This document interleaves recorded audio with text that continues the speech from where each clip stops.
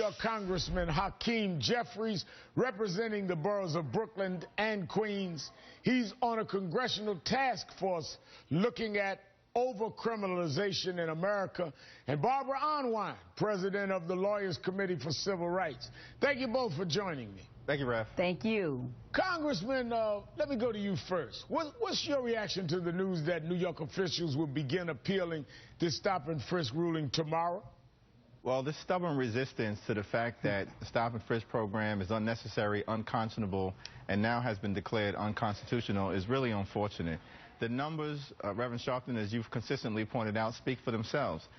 Stop and frisk has nothing to do with the dramatic decline in crime that actually began to take place 20 years ago during the last 2 years of the Dinkins administration. That's correct. Where stop and frisk wasn't utilized, but there was a dramatic infusion of the number of police officers that were displayed and put on the streets, particularly in high crime areas.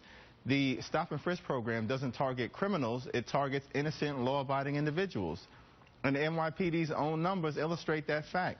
88% of the people who were stopped, questioned, and frisked did nothing wrong. No gun, no drugs, no weapon, no contraband, nothing at all. The only thing they've been guilty of, apparently, is being in the wrong neighborhood and the wrong color of skin. That's unfortunate in a democracy. Fitting the profile. You know, Attorney Unwin, stop and frisk doesn't even stop crime. Take a look at this.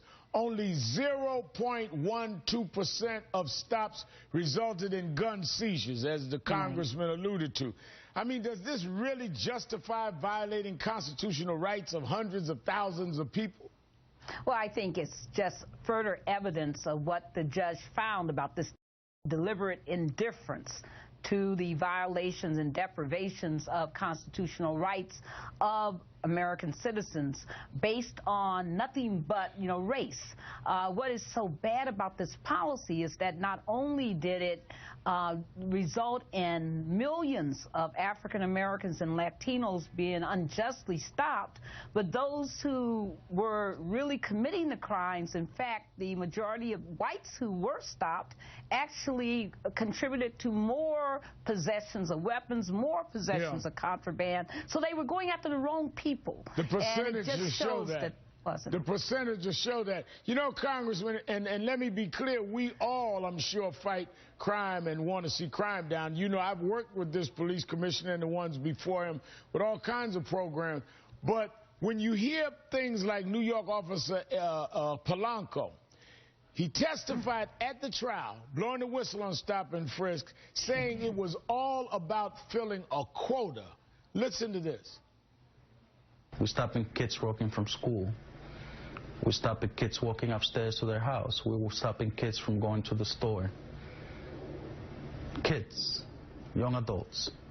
In order to keep your activity. In order to keep that quota. I mean, we're being played with just to reach a quota. This is not really about getting criminals. That, to me, is insulting. It's insulting, and in fact, the reality is in a democracy there's got to be a balance, Rev, between effective law enforcement on the one hand and a healthy respect for civil rights and civil liberties on the other. And stop and frisk has crossed that line. Mayor Bloomberg and Police Commissioner Kelly have obliterated that balance.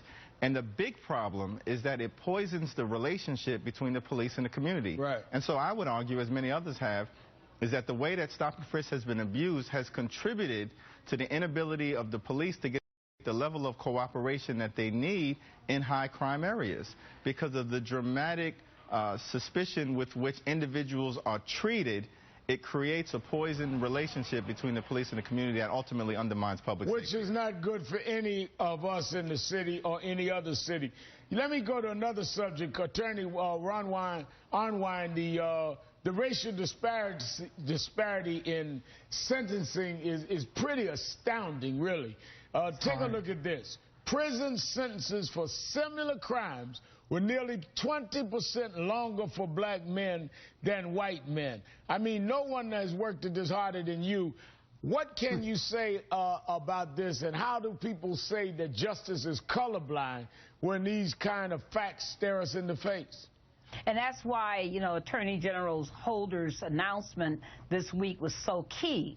It is so important that everything be done by law enforcement to reduce racial profiling in law enforcement and to make sure that we're not arresting people, we're not charging people, we're not incarcerating people and prosecuting and incarcerating people overly just based on racial stereotypes. So it is so important that we get this taint, this rottenness, this cancerous effect of race out of our law enforcement. Congressman, you're working in a committee, a task force in Congress on this. Since 1980, the U.S. population has grown by about 40%, but the prison population has skyrocketed 790%.